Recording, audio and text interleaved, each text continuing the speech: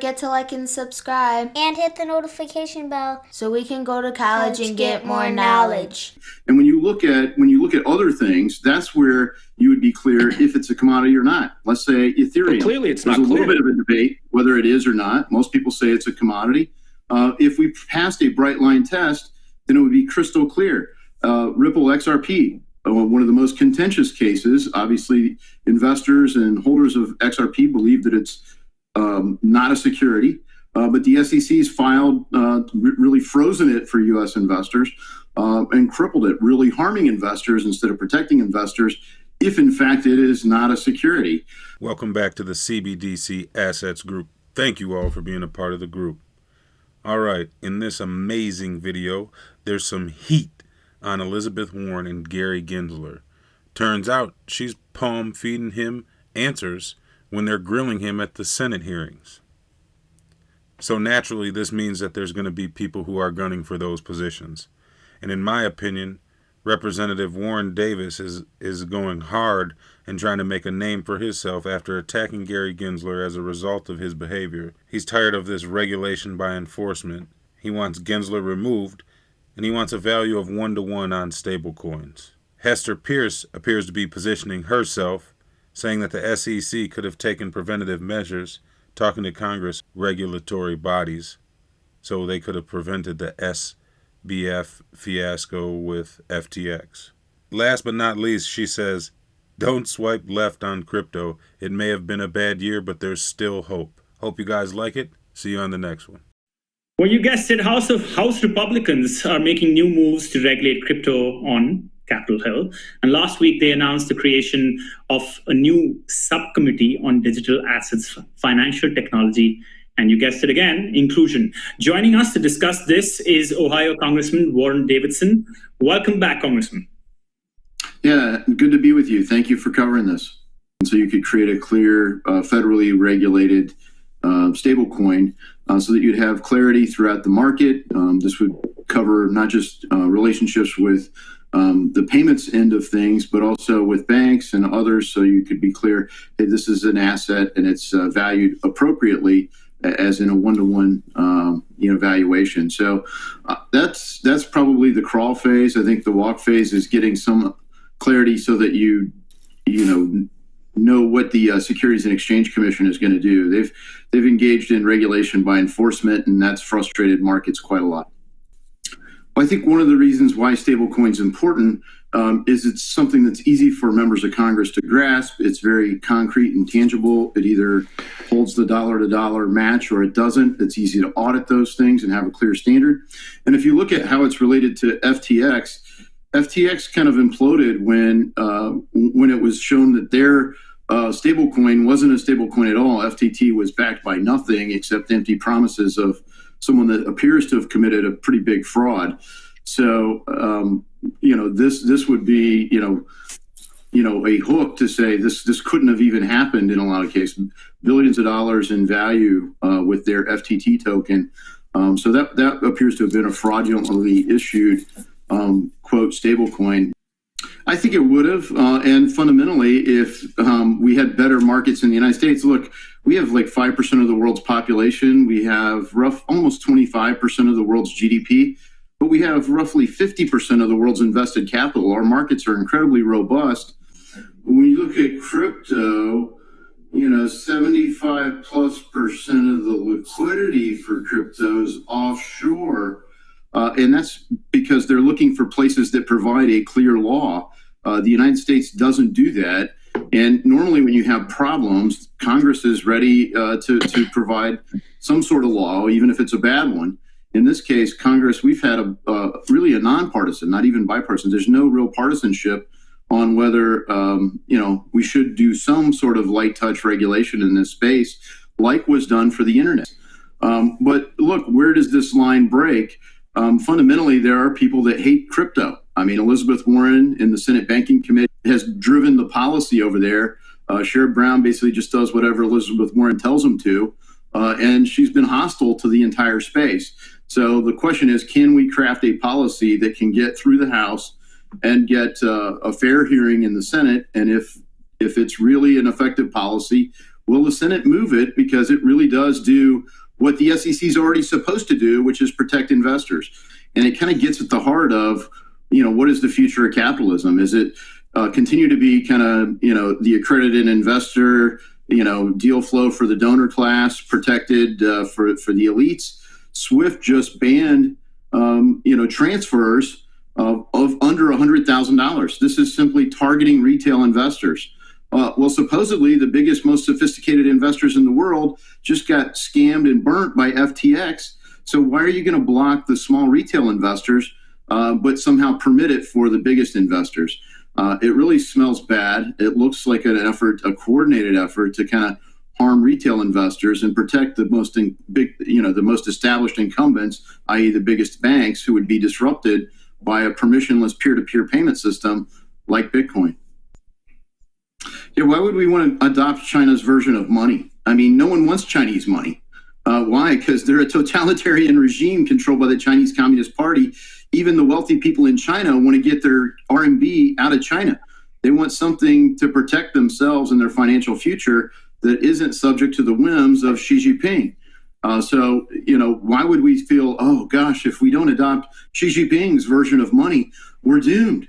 But over 100 countries around the world are looking at central bank digital currencies, and they're not looking at decentralized distributed ledger technology like Bitcoin that protects permissionless peer-to-peer transactions, freedom money. They're looking at dystopian Orwellian future money like the Chinese Communist Party's creepy surveillance tool. So we're starting to work on a Privacy Protection Act, Payment Privacy Act, that would protect the privacy so that when you pay for something, the data of what exactly you paid for isn't transmitted into the payment system, because that is the heart of what the Chinese Communist Party wants to do.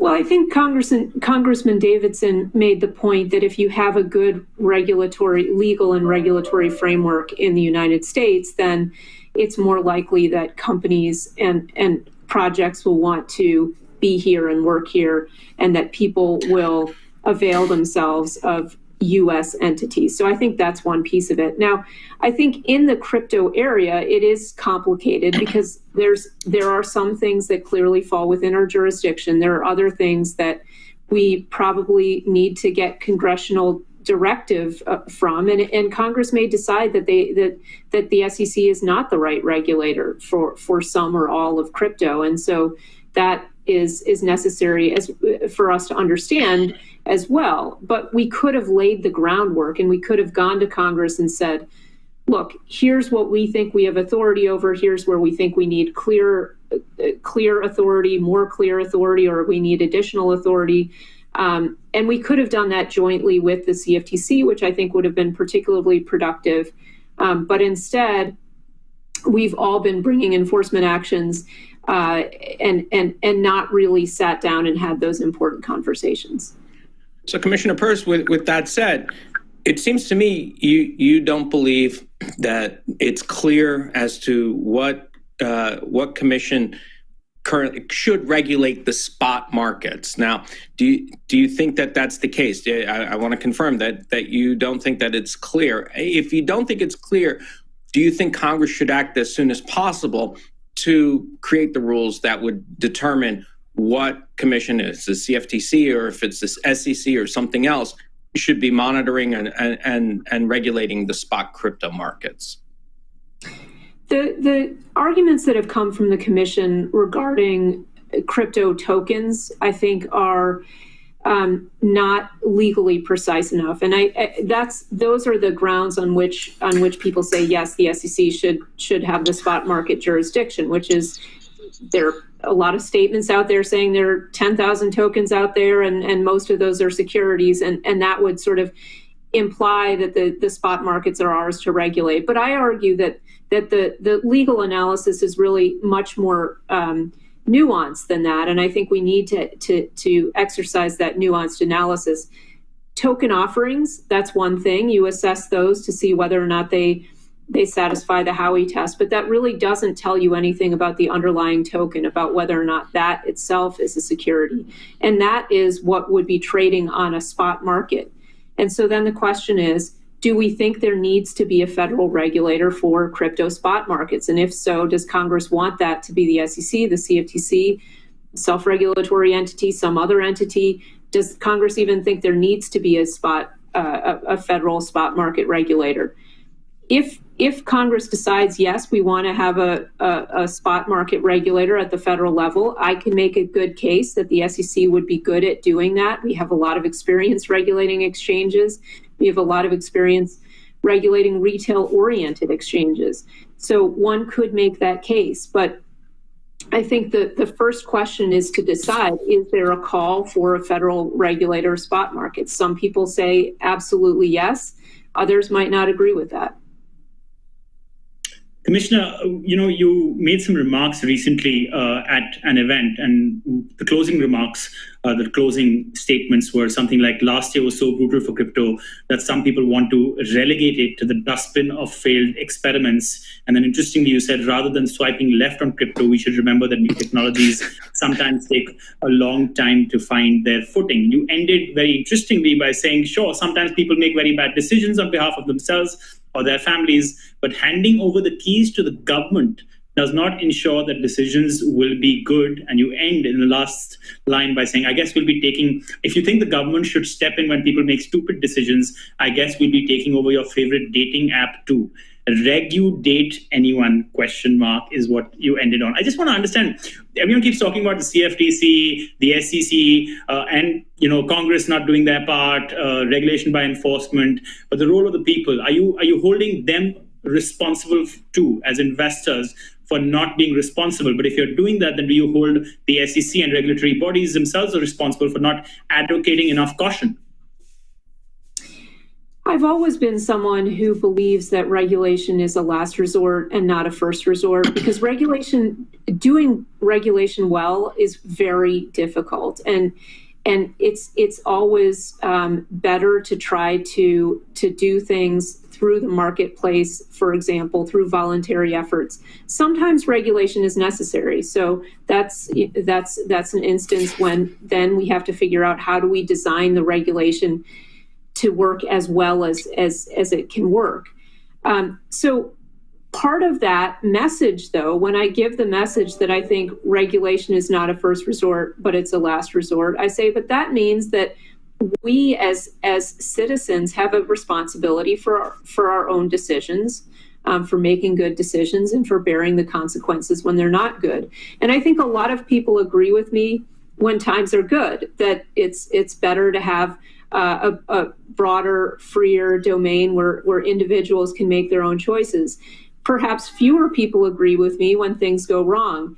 And then they come to the government and they say, well, why didn't you fix it? And my response is, don't look first to the government to fix your problems. Again, this is not to say that my heart definitely goes out to people who were hurt in recent events. And I never want to see that. And I do think that the SEC has a role to play in educating people about making investment decisions, about diversifying their investments, about thinking about, not having a fear of missing out, for example.